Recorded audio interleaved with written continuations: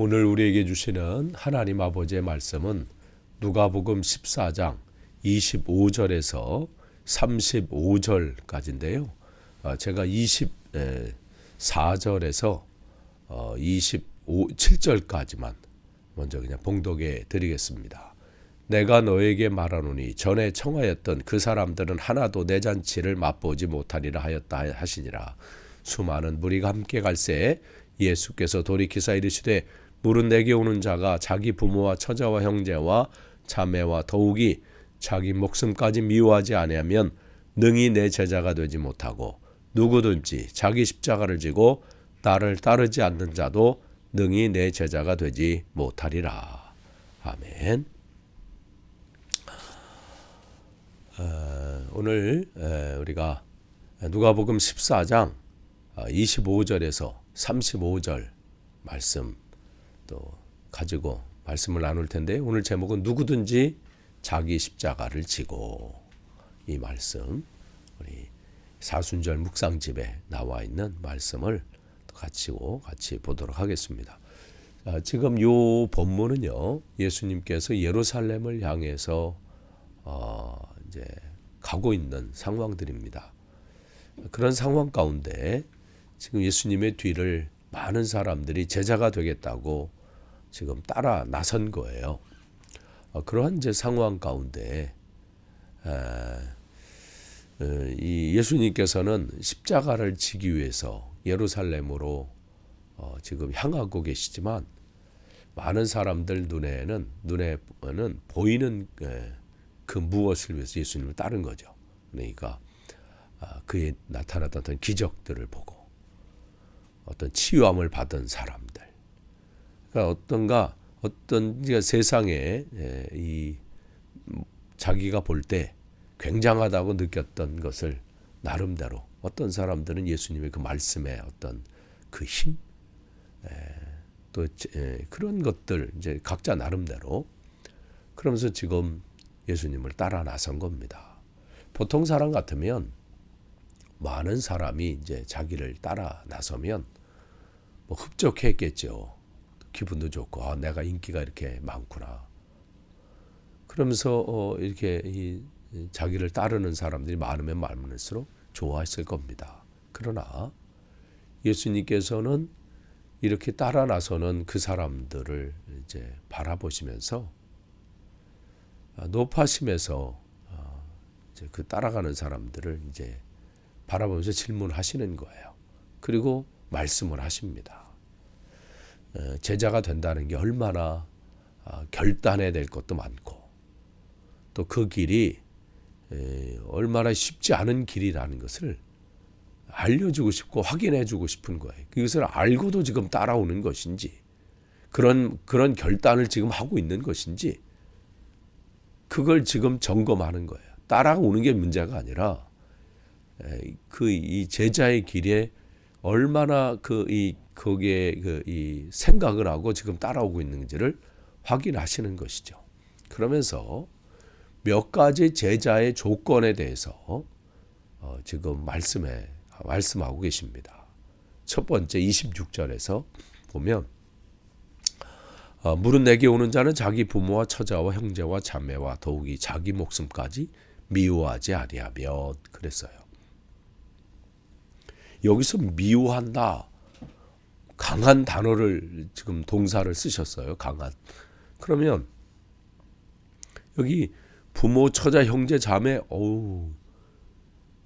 아니 주님은 사랑하라고 하셨는데 어떻게 미워하라고 하시고, 목숨이 얼마나 귀한데 목숨을 미워한다. 그러니까 주님은 이 단어를 쓰시면서 뭘 강조한 거냐면, 제자의 삶은 결단해야 된다는 거예요. 이 정도의 결단을 지금 강조하시기 위해서 이 단어를 쓰신 거예요. 그러니까 제자의 삶이 그저 지금 분위기에 휩쓸려 가지고 남들이 가니까, 아니면 자기 기대하는 바가 뭔가 있으니까 그렇게 해서 따라 나섰다가는 큰 낭패라는 것이죠. 그러니까 이 정도의 결단과 각오가 있느냐고 지금 질문을 하시는 거예요. 모든 것보다 나를 더 사랑할 수 있느냐 이 말씀을 하시는 거죠. 그래서 미움이라는 단어를 여기서 미워하라 이 단어를 쓰시면서 이거는 반대로 세상인 어떤 것보다 찬송가에 나온 것처럼 주 예수보다 더 귀한 것은 없네 이렇게 고백할 수 있느냐라는 거예요. 아무것도 주어지지 않는다 할지라도 그 결단을 지금 물어보시는 거고 지금 이 결단을 저와 여러분에게 지금 묻고 계십니다. 정말 다른 어떤 것보다 나를 더 사랑할 수 있느냐. 그게 제자의 조건인 거예요. 둘째 27절에 보면 자기 십자가를 지고 나를 따르지 않는 자도 능히 내 제자가 되지 못하리라. 제자의 조건은 자기 십자가를 지고 따라오는 것이죠. 당시의 십자가 이 형이라고 하는 것은 십자가를 진다고 하는 것은 가장 참혹하고 잔혹한 형벌입니다. 그러니까 이 십자가를 이 속에는 감당할 이 죽음이 일단 있는 것이고 고통과 수치가 그 안에 담겨져 있습니다. 그러니까 예수님의 삶을 따라가겠습니다. 내가 예수님의 제자가 되겠습니다. 그리스도인이 되겠습니다. 하는 그 속에는 내 생명까지도 내 것이 아니라 주님의 것입니다. 또한 내가 이 길을 걸어가면서 당하는 모든 수치와 모든 고난과 모든 역경도 내가 감당하겠습니다. 이러한 각오가 있느냐? 이렇게 감당할 준비가 돼 있느냐? 이게 없다면 제자가 될 꿈을 꾸지 말라는 말씀이시죠. 이건 기분으로 따라갈 수 있는 부분이 아니고 그냥 뭐 어떤 다른 방법으로 할 수 있는 부분이 아니라는 거예요. 분명한 이 제자의 이 길은 결단과 각오가 있어야 되는 것이고 그것을 지금 묻고 계시는 거예요. 아무것도 주어지지 않고 고난이 온다 할지라도 그래도 따를 수 있겠느냐. 그러면서 28절서부터 이 두 가지 비유를 말씀하세요. 너희 중에 누가 망대를 세우자고 할 때 이제 건축을 하려고 하는 게 망대 건축. 그런데 그것을 시작하기 전에 내가 가지고 있는 이 재정적인 상황으로 시작해서 끝까지 준공할 수 있는가? 이걸 만약에 계산하지 않고 무턱대고 시작만 했다가 중간에 그냥 하지 못하고 그냥 뼈대만 올라가고 만약에 그렇게 건축물이 버려진다면 얼마나 사람들이 비웃겠어요. 시작은 뭐 대단하게 하는 것 같은데 저 꼴이 뭐냐 하면서 말이죠. 그러니까 뭐 이 공사를 시작할 때도 점검을 하는데 지금 인생의 귀한 결단을 하고 지금 따라갈 때 점검하라는 것이죠. 감당할 만한 것이 되는가. 또한 31절에 보면 이제 전쟁에 관한 부분이에요. 어떤 왕이 임금이 다른 임금과 전쟁을 이제 싸울 때에 우리가 가지고 있는 이 1만 명으로 저 적군 2만 명을 대적할 수 있는가? 우리 힘으로 될까? 만약에 그게 안 되면 전쟁이 있기 전에 어떻게 해요? 가서 화친해야 된다는 거지요. 화해를 먼저 해야지 무턱대고 싸움에 나갔다가는 그야말로 패전을 당하고 망신을 당하게 되는 것이죠. 그러니까 이 주님은 이 비유를 하시면서 이 제자의 삶은 또 이 믿음의 생활을 하는 것은 결단이 필요해요.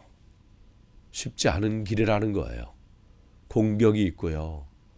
또 이 길을 가는데 내 마음에 다 들지 않게 하지요. 사단은 끊임없이 다양한 방법으로 나를 흔듭니다. 믿음의 길을 가는 것을 방해해요. 내가 각오할 때 한번 해보자 하는데 흔든단 말이에요. 그러면 이럴 때 우리가 시작할 때 정말 이런 결단을 하지 않으면요, 그 사단이 흔들 때 그냥 무너져요. 그런데 우리가 결단을 날마다 하면서 갈 때는 다시 일어날 수 있죠. 그래, 그런 공격이 있지만 나는 다시 일어나리라. 나를 계속해서 이 믿음의 길을 방해하는 세력이 있지만 나는 이겨내리라. 지금 주님은 그것을 다시 한번 우리에게 결단하라고 말씀하십니다. 그러면서 거기 보면 이 33절에 너희 중에 누구든지 자기의 모든 소유를 버리지 아니하면 능히 내 제자가 되지 못하리라. 셋째 제자의 조건을 말씀하고 계세요. 자기 소유를 버려야 내 제자가 된다. 이 소유라고 하는 것은 한 사람이 의지하는 거예요. 믿는 구석이죠. 그러니까 제자가 되는 삶은 그 믿는 구석을 바꾸는 거예요. 내가 예전까지 믿는 구석이 내 어떤 경제적인 그 부분이었다면, 그게 어떤 사람이었다면, 어떠한 무엇이었다면 그 믿는 구석을 어떻게 주님께로 바꾸는 결단, 그렇게 바꾸는 거예요. 그렇지 않고는 이 길을 완주할 수 없는 거예요. 시작은 할 수 있어요. 신앙의 생활도 시작할 수 있어요. 우리 시작도 중요해요. 시작 안 하는 것보다 시작하는 게 굉장히 중요하죠. 그러나 우리가 더 중요한 것은 끝까지 가는 거예요. 완주하는 것이죠. 그럴 때는 이 부분이 굉장히 중요해요. 내가 의지하는 부분이 뭐냐. 그래서 주님이 나의 삶의 전부임을 고백하는 것이죠. 이 고백이 필요하다는 거예요. 제자로서의 삶은. 그렇기 때문에 제자다운 삶을 사는 것은 무엇을 이 더함에 있지 않습니다. 우리 묵상집에 보면 그 내용이 나와 있지요. 더함에 있지 않고 버림에 있습니다. 그러니까 세상 것을 내가 더 무슨 얻으려고 더하는 것이 아니라 세상 것은 버리고 반대로 뭘 더하는 거예요? 주님 것으로 더해질 때. 그러니까 먼저 버림이 있으면 그때 주님은 더함이 있는 거예요. 그러니까 이것을 우리가 알아야 되는 것이죠. 그래서 거기서 보면 어린아이의 사고를 버려야 청년이 되어가고, 그렇게 얘기를 하고 있잖아요. 그러니까 가치관의 변화들이 있어야 되죠. 어린아이 때의 그 고집들, 그 방법들, 그것을 내가 움켜쥐고 있으면 그 다음 단계로 넘어갈 수 없는 거잖아요. 우리 시각도 마찬가지예요. 우리의 마음가짐도 마찬가지예요. 우리의 판단 기준도 마찬가지예요. 내가 예전에 가졌던 그 판단 기준, 또 그 가치관, 그것으로 주님을 바라본다면 그 내 사이즈밖에 안 나오는 것이죠. 그것을 우리가 더 어떻게 다 이해하겠어요. 오늘 주님께서는 오늘 이 말씀을 우리에게 주시면서 제자의 삶에 대해서 우리에게 말씀해 주고 계십니다. 끝을 맺습니다. 우리는 지금 주님의 삶을, 또 주님을 따라가는 제자로서, 또 그리스도인으로서 또 우리의 삶을 살아갑니다. 이 길은 결단이 필요한 자리고 각오함이 필요한 자리입니다. 그래야 우리는 주님의 은혜 안에서 그 주님이 주시는 그 은혜를 누릴 수 있기 때문입니다. 이번 사순절 기간 다시 한번 우리 신앙을 점검하는 계기도 되지만 다시 한번 결단하는 기간이 되기를 원합니다. 그저 교회만 다니는 사람이 아니라 진짜 주님의 제자가 되기를 원합니다. 어떠한 상황 가운데서도 흔들리지 않고 주님만 바라보게 도와주옵소서. 그렇게 결단하고 각오하시는 그러한 복된 사순절 기간이 되기를 축원합니다. 기도하겠습니다. 하나님 감사합니다. 오늘 주신 말씀 다시 한번 기억하고 또 다시 한번 제자로서의 삶으로 가기로 결단하기를 원합니다. 각오하기를 원합니다. 끝까지 우리가 시자가 끝까지 완주할 수 있게 하시고 흔들리지 않게 하옵소서. 예수님의 이름으로 기도합니다. 아멘. 우리 묵상집에 있는 기도문을 우리 같이 기도하도록 하겠습니다. 주님의 제자가 되기 위해서는 대가를 지불해야 하는 그리스도인이 되어야 함을 일깨워 주셔서 감사합니다. 혹시 우리가 말씀을 즐기기만 하는 무리 속에 있었다면 거기서 나와서 진심으로 주님을 따르는 제자가 되게 하여 주시옵소서. 때로 우리가 감당하기 쉽지 않은 자기 십자가를 져야 하는 상황이 와도 우리의 감정이나 우리의 생각보다 주님의 말씀을 더 존중하게 하여 주시옵소서. 자기 십자가를 지는 삶과 주님의 제자로서 살아가는 것이 세속적인 가치관으로는 어리석어 보이고 손해를 보이는 것처럼 여겨질지라도 그 삶보다 더 지혜롭게 사는 인생이 없고 영원한 이익을 얻는 삶이 없다는 것이 우리를 통해 드러나게 하여 주시옵소서. 그 삶을 위하여 오늘도 눈을 들어 주님을 바라보게 하여 주시옵소서. 예수님의 이름으로 기도드립니다. 아멘.